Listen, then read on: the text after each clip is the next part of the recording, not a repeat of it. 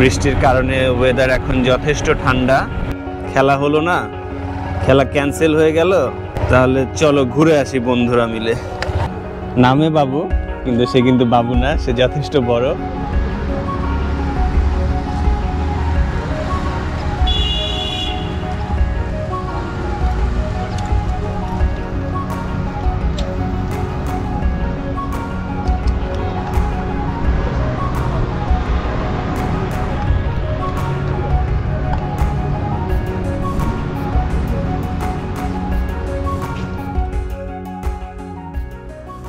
আসসালামু আলাইকুম, সবাইকে স্বাগত জানাচ্ছি আমার YouTube channel Tarek Shawon, Facebook page এবং আমার প্রোফাইল থেকে।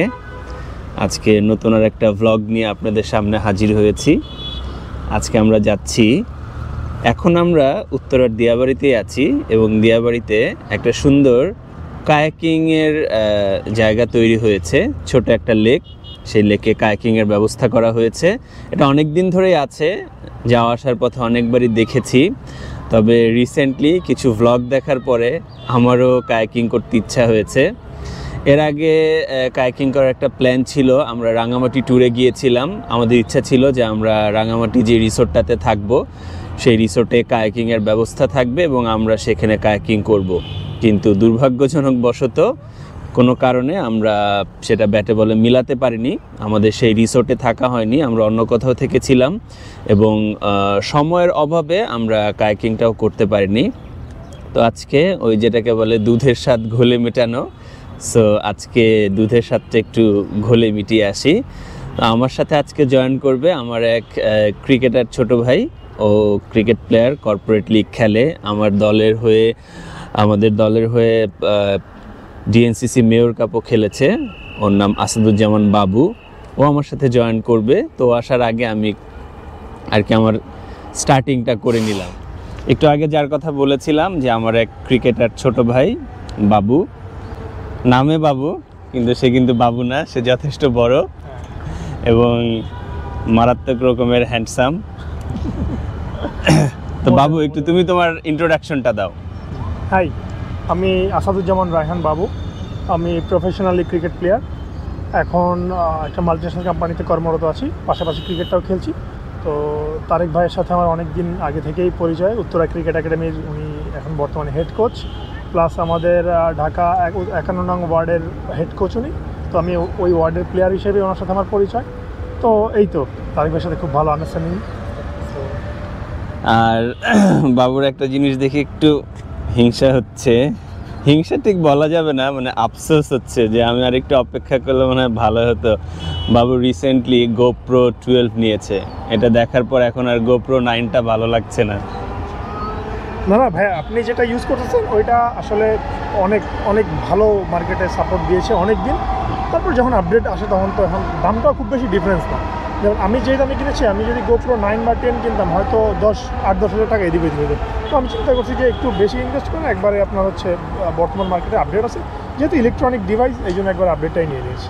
হ্যাঁ, ডেফিনেটলি ইলেকট্রনিক ডিভাইস বা যে কোনো জিনিস যখন আপডেটটা আসে তখন কিন্তু পুরোনোটা আসলে কারোরই ভালো লাগে না। যাই হোক না, আমারটা খারাপ আমি বলছি না, আমারটাও বেশ ভালো সাপোর্ট দিচ্ছে। মানে আমরা যেই ক্যাটাগরির, আমরা তো বিগিনার বা আমরা হচ্ছে শৌখিন ভ্লগার, সো আমাদের জন্য আমি মনে করি এটা এনাফ, মোর দ্যান এনাফ। চলো আমরা আমাদের ডেস্টিনেশনে যাত্রা শুরু করি।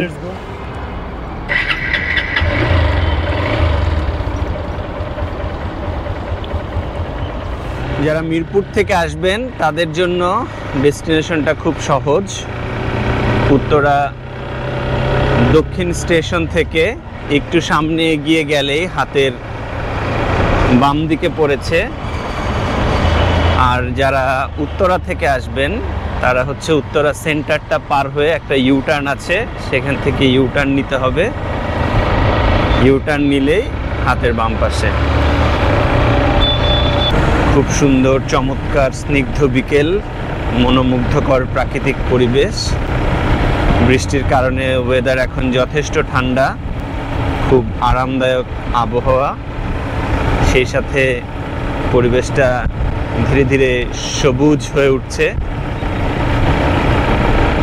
আমরা কাছাকাছি চলে এসেছি হাতের বাম দিকে আপনারা দেখতে পাচ্ছেন অনেকেই কায়াকিং করছে।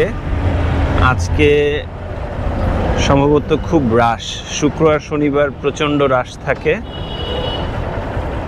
এই দিনগুলোতে আসাটা আসলে কতটুকু ঠিক হলো আমি বুঝতে পারছি না। দেখি সিরিয়াল কখন পাওয়া যায়।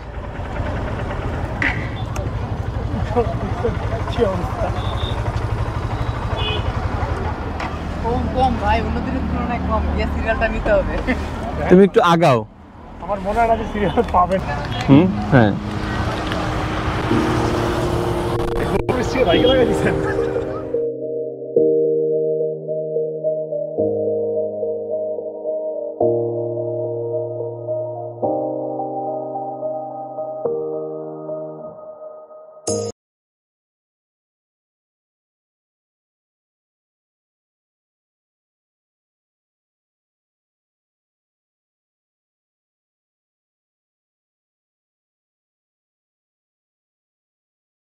ব্যর্থ।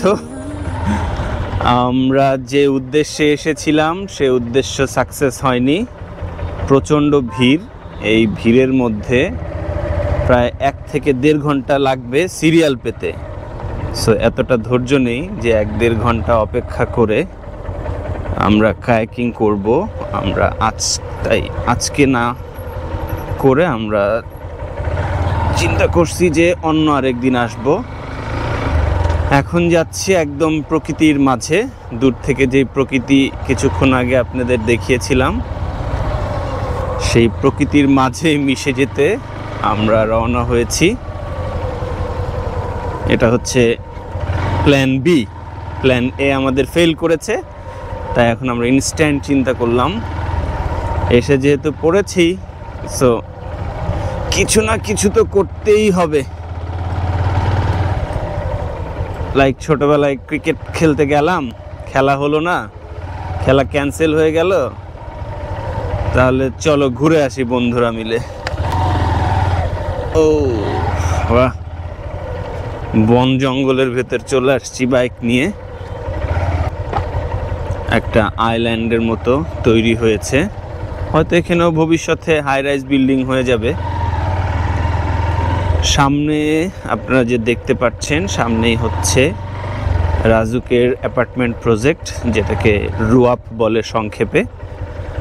আর এটা 18 নম্বর সেক্টর হিসেবেও এটাকে 18 নম্বর সেক্টর ধরা হয়েছে।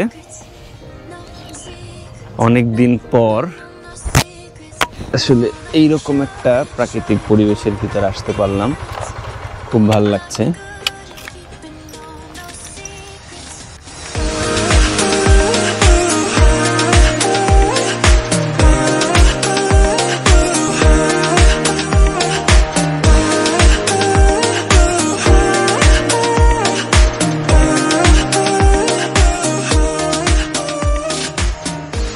যে উদ্দেশ্যে এসেছিলাম সেই উদ্দেশ্য সফল হয়নি। তো উদ্দেশ্য সফল না হলেও কোনো আফসোস নাই, কারণ কায়াকিং করতে না পারলেও চমৎকার একটা প্রাকৃতিক পরিবেশে এসে কিছু সময় কাটাতে পেরেছি। এই কারণে খুব ভালো লাগছে, ফ্রেশ লাগছে।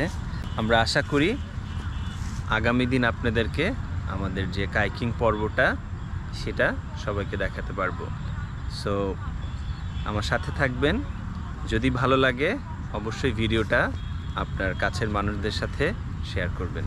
ধন্যবাদ সবাইকে।